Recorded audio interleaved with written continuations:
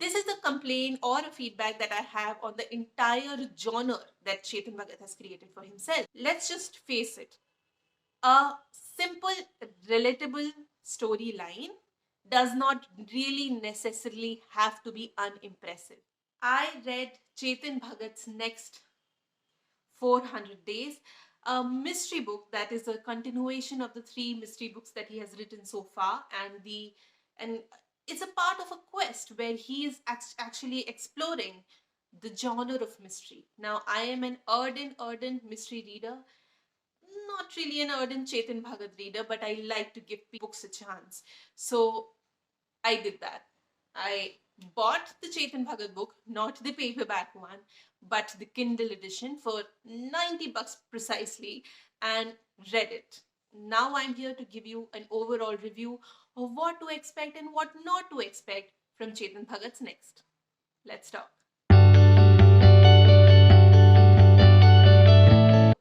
Chetan Bhagat has written three mystery books so far.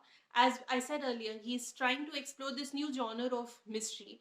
Before that, he would write things about romance and people's careers and love stories and stuff like that. And now he has made a 180-degree shift to a genre called mystery. Keshav and Saurav are two young engineers come detectives who are basically the center characters of all these three books so far. The book 400 Days is a succession after his first book, which is The Girl in the Room 105, and another one which is called One Arranged Murder. It's the third one. It's not the same story, no, but it's the same central characters, just like Hercule Poirot in Agatha Christie or Sherlock Holmes, but not the same level. Let's just clear the air about that right from the bat, right? Not the same level, but similar.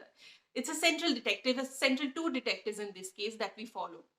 Now, Keshav and Saurav. Keshav is doing his IPS preparation at the start of the book, and Saurav is actually working in a software company.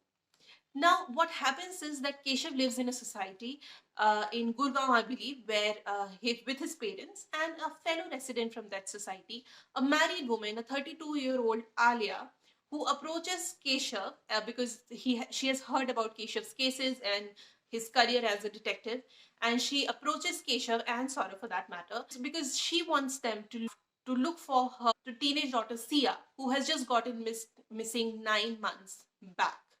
So basically, it's a cold case. Everyone had tried, police had tried, everyone has tried, but they couldn't get hold of her. And then the hunt ensues. They pick up the case and they speak to Alia and they speak to their family. Amidst that hunt, they actually explore and unravel a lot of details about Alia, her personality, her marriage, her family, and a lot of other things, and Sia also in that matter. Now, that is the premise, that is the plot. I am not going to go into details of how that mystery gets solved or anything. No matter how strong or weak a mystery is, I would not like to unravel it in front of other people when I'm just reviewing it. All right. So if you still want to read this book, you go and explore on your own. There are two perspectives from which we can review it or look at this book. One is writing style, and the other one is the strength of this book as a mystery. Let's talk about writing style, okay? It is like all other Chetan Bhagat's books. The English is quite simple. It's something that you can, it can be your travel companion. If you're getting on a train, you're getting on a flight, you can just take that up and read it on like one go. The character, so it's basically the language that he uses. So it's like characters who are Indian families, Indian households, but they're speaking to each other in English. So that kind of sort of Hindi mixed, Indianized, sometimes Punjabi mixed English is used, which is something that's quite prevalent, and this is a pattern that he has followed in his earlier books as well.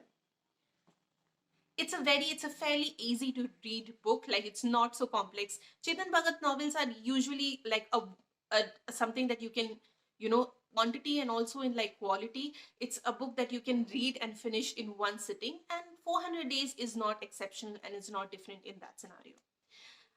However, let's talk about the downfalls of the writing style.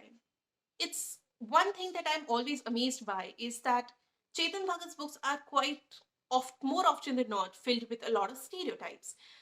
Take Two States for example. Yes, the entire premise was that a Punjabi boy, fell in love with a South Indian girl, and their families and their cultures clashing, and them actually trying to make an intercultural marriage and relationship work. That's fine. But here also, like, if in a subplot, and I'm not going to tell you how and when and all that, in a subplot, the same ideology of two states have been used. Punjabis think this about South Indians, South Indians think that about Punjabis. The comment on color tones of South Indians, and Punjabis being brash, and Punjabis, liking a lot of like whiskey and alcohol. Very, very one dimensional characters. And I think Chetan Bhagat writes one dimensional characters. Yes, in mysteries, you don't really, especially when a lot of characters are involved, you don't really get a lot of breathing space for each and every character. But even for its central detectives like Keshav and Saurav, whom we are following for 3 books at this point, I don't think I know a lot about Keshav's character or Saurav's character. Keshav is the main guy who writes the novel in first person, all the 3 novels, right? But Saurav, for that matter, he is so one tone. He has literally 3 qualities. He is fat. He likes to eat a lot and doesn't like to work out a lot, and that's why all his romantic relationships fail.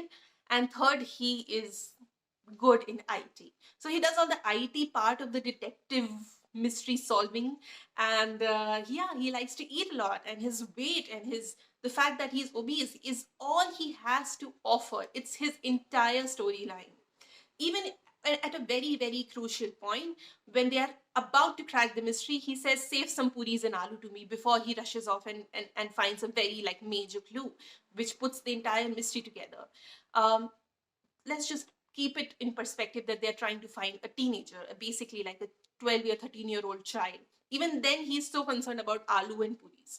So that kind of one-dimensional characters he writes a lot, and they're filled with stereotypes. Even the one dimension that has been given to them are not devoid of stereotypes.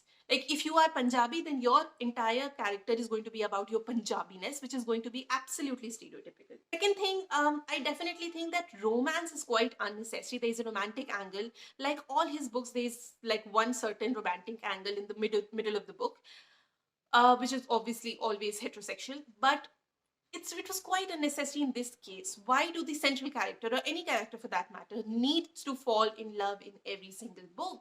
Why can't your book not have a romance element for a change, especially when it's going to be a mystery?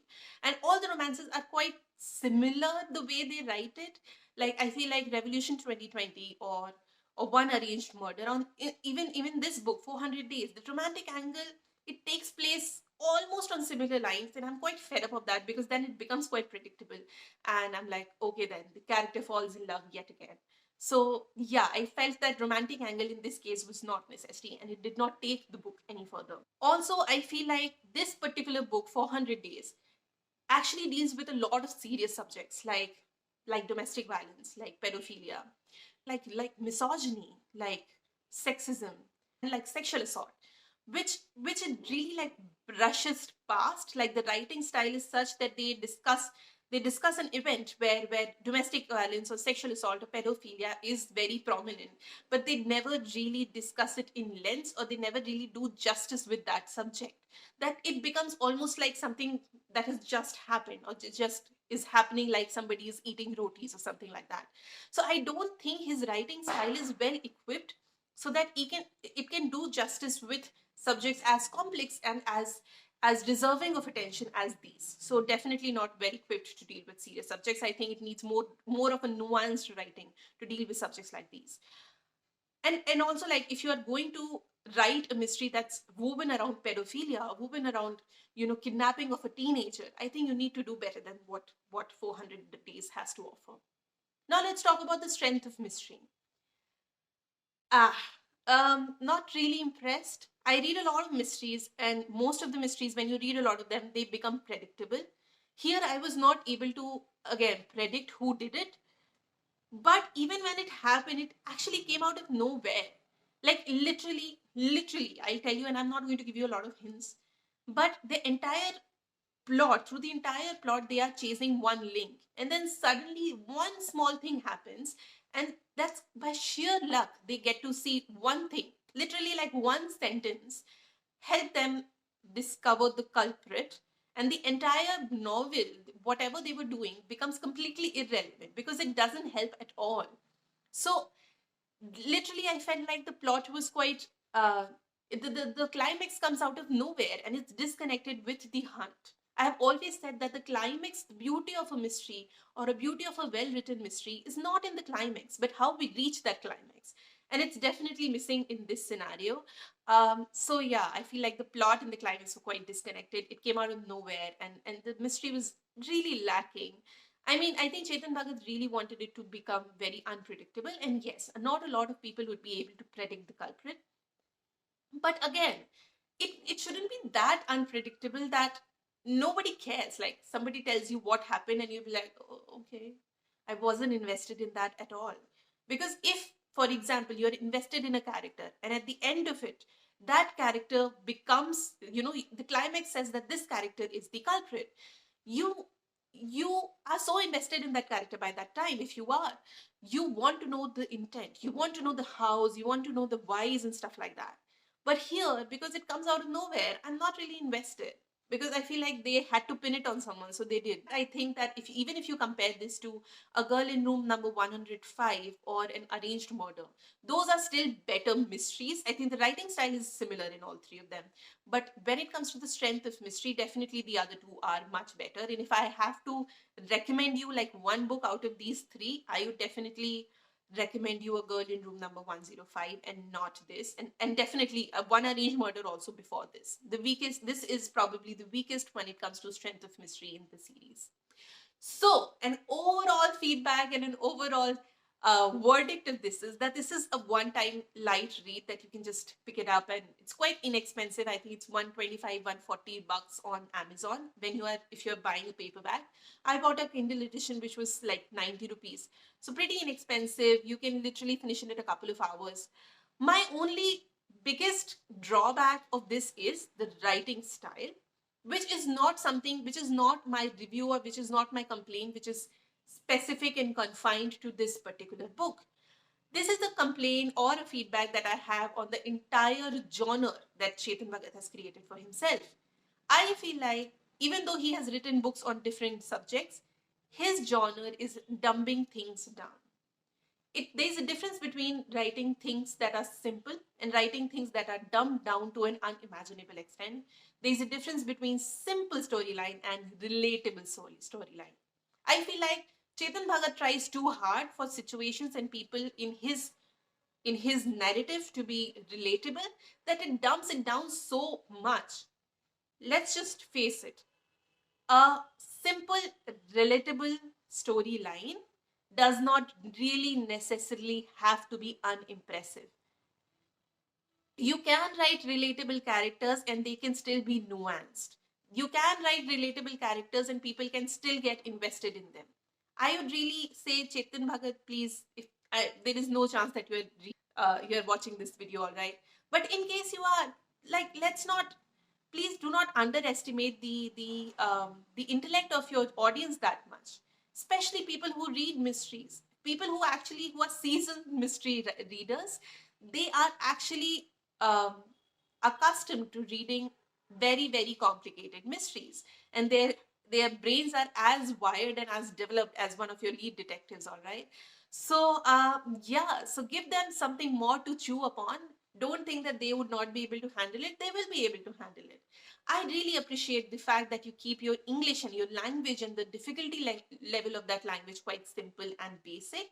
However, the entire plot and the characters, they don't really have to be dumped down for the audience so much. They can do better, and the entire narrative also of your books can do better.